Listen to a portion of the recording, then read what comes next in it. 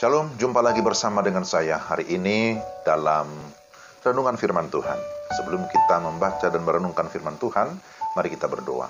Ya Tuhan, kami mau membaca dan merenungkan kebenaran firman-Mu. Kami berdoa supaya Tuhan memberikan kami hikmat dan pengertian supaya kami dapat memahami firman-Mu dengan baik. Dalam nama Tuhan Yesus, kami sudah berdoa. Amin. Saudara yang dikasihi Tuhan, hari ini kita akan membaca firman Tuhan dari Matius pasal 13. Saya baca ayat 31 dan juga ayat 33. Yesus membentangkan suatu perumpamaan lain kepada mereka. Katanya, hal kerajaan surga itu seumpama biji sesawi yang diambil dan ditaburkan orang di ladangnya. Ayat 33, dan ia menceritakan perumpamaan ini juga kepada mereka.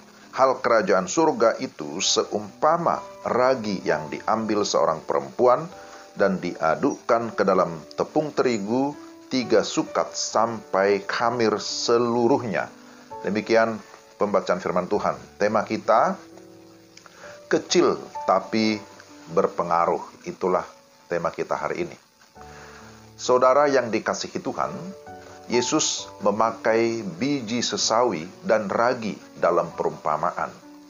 Biji sesawi disebut sebagai biji yang paling kecil, namun ketika tumbuh menjadi tanaman dapat menjadi tempat berlindung atau bersarang burung-burung.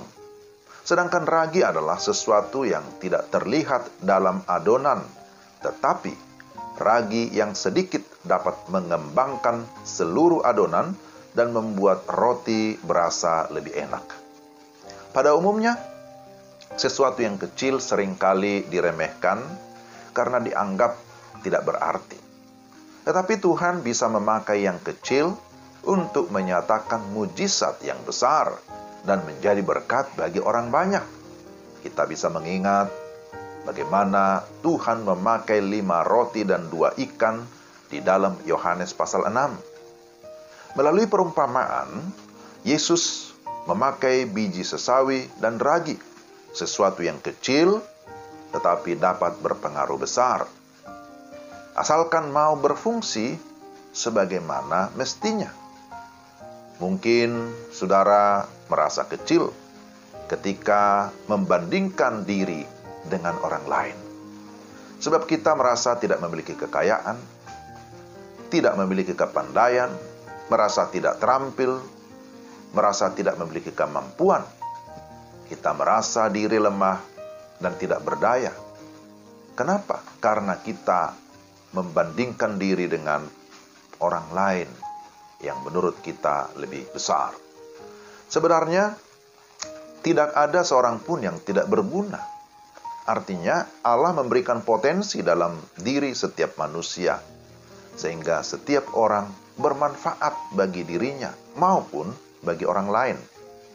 Karena itu kita patut melihat ke dalam diri bahwa ada sesuatu yang dapat berpengaruh dalam kehidupan kita di tengah-tengah komunitas, di tengah-tengah keluarga, di tengah-tengah persekutuan dimanapun kita berada.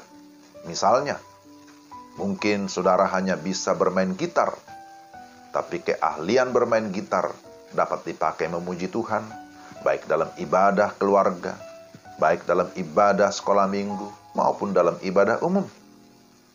Mungkin yang lain berkata, saya hanya bisa IT, tapi zaman sekarang IT sangat diperlukan. Apalagi di masa pandemi, butuh keterampilan mengoperasikan alat-alat atau aplikasi yang ada. Ada Zoom, ada Google Meet, ada WA, ada YouTube, dan lain-lain sebagainya. Mungkin ada yang berkata, saya tidak pintar ngomong, saya tidak pintar teknologi IT, saya hanya bisa mendengarkan. Saudara yang dikasihi Tuhan, banyak orang sangat membutuhkan pendengar yang baik, sehingga ia dapat menceritakan kegelisahan hatinya, tanpa merasa dirinya dihakimi. Jadi sesuatu yang tanda kutip hanya mungkin merasa kecil, itu bisa berpengaruh besar bagi orang lain. Dengan demikian, tidak ada sesuatu yang bisa disebut sebagai hanya. Semuanya akan berguna saat difungsikan sebagaimana mestinya. Karena itu, saudara yang dikasihi Tuhan, bersyukurlah atas keberadaan diri kita apa adanya. Kondisi apa adanya dapat menjadi sesuatu yang berguna dalam kehidupan bersama. Karena itu, sekali lagi, bersyukurlah saat kita hanya memiliki sesuatu yang kecil.